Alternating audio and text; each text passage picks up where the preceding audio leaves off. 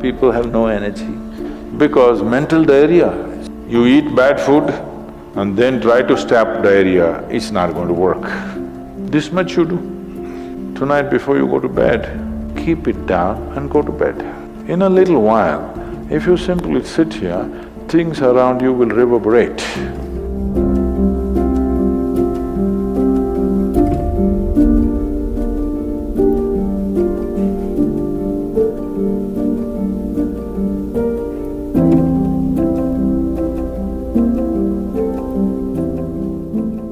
Is it possible to do it without using specific mudras, whatever? Yes. These are all small help, little assistance.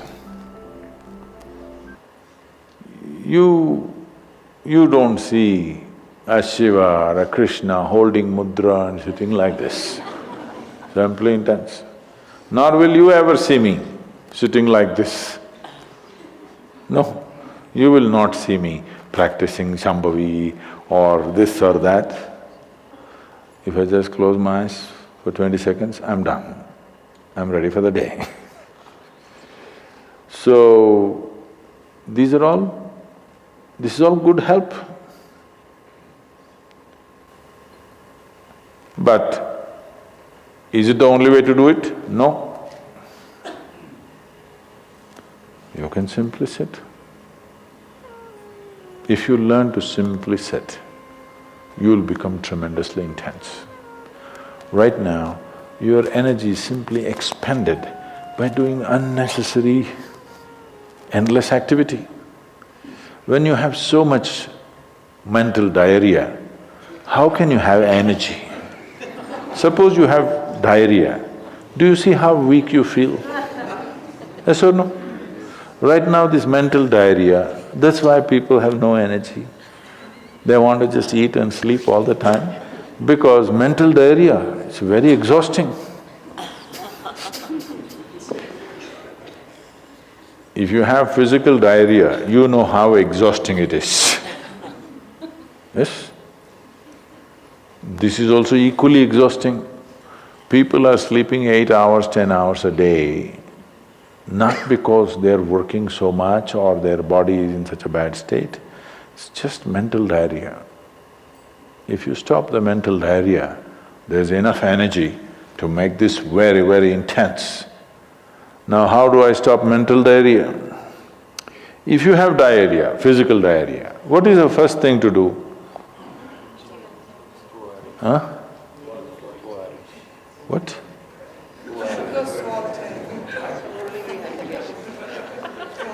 Yes, run to the toilet, I know that.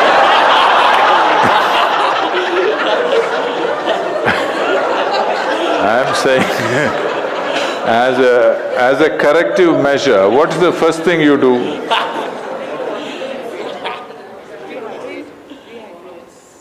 No, as a corrective measure, what is the first thing you do? First thing is stop eating, right? Yes or no? But diarrhea means in some way we've eaten something that the body doesn't want. It's trying to throw it out. Yes? You've taken something inside which the body doesn't like. It wants to throw it out. First thing is, stay away from food for some time. You eat bad food and then try to stop diarrhea, it's not going to work. So similarly, bad food for the mind is just this. You have gotten identified with things that you are not. The moment you get identified with things that you are not, mental diarrhea is inevitable. It's bad food for the mind. Now it will run endlessly, do what you want. You do any damn meditation, you say Shiva, Rama, it's not going to stop. It's not stopped, isn't it? Because bad food is being eaten every day, you're getting identified with more and more things and you want to stop your mind, you do whatever kind of circus, it is not going to stop. If you disidentify with everything, if you understand what is you and what is not you, If you keep a little distance from that, mind will become still. If you want, you can use it, otherwise you can keep it. Now my hand is there, if I want I can move it, otherwise I can keep it. This is a useful hand. Suppose it starts jumping like this. You clearly know there is some kind of an ailment, isn't it? Yes or no? So if hand is jumping, you know it's an ailment. If mind is jumping, is it an ailment or no? Ah. The ailment has come because continuous wrong diet. You tell your mind that I am this, I am this, I am that, I am that. It's having diarrhea. You stop giving it wrong food. If you clearly see what… even if you do not know what is me, at least you know what is not me, isn't it? This much you do. Tonight before you go to bed, sit on your bed and sit down and discount everything that is not you.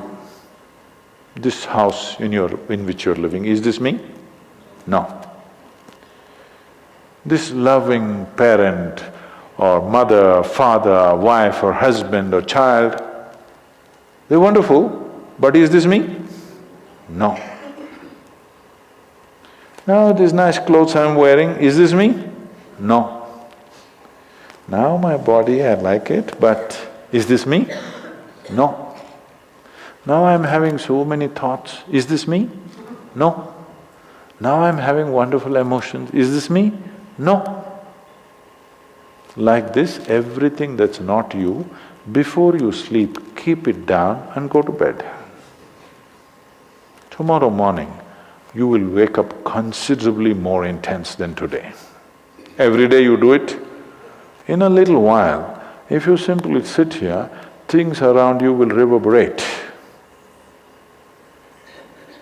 Really. So I was in…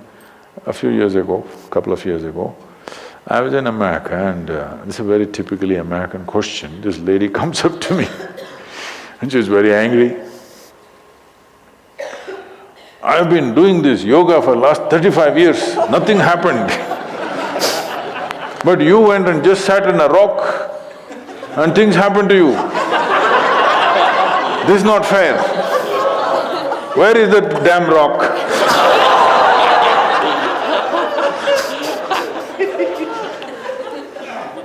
She thinks it's the rock which did it.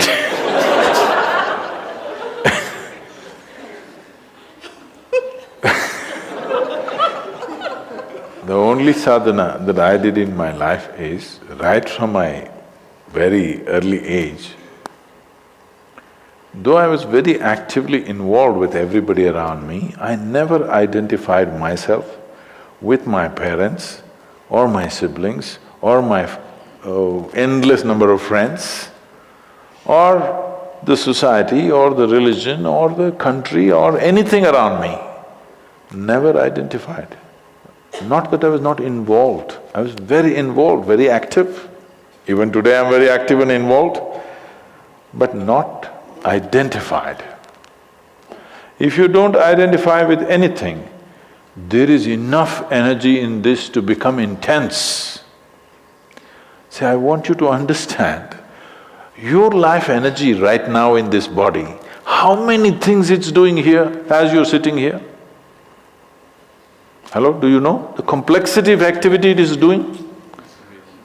Every cell in the body, your liver, your kidney, your damn spleen and all kinds of stupid things that we cannot even figure even today. Yes? Just see as you sit here, how many things this energy is doing. Obviously it must be intense to do all this. You are not able to experience it because of diarrhea. When you have diarrhea, that's how you feel, isn't it? Yes or no? So that's how it is. Stop the diarrhea. Stop eating bad food, diarrhea will stop. Once diarrhea stops, there's enough energy in this to sit here and reverberate in a very intense way.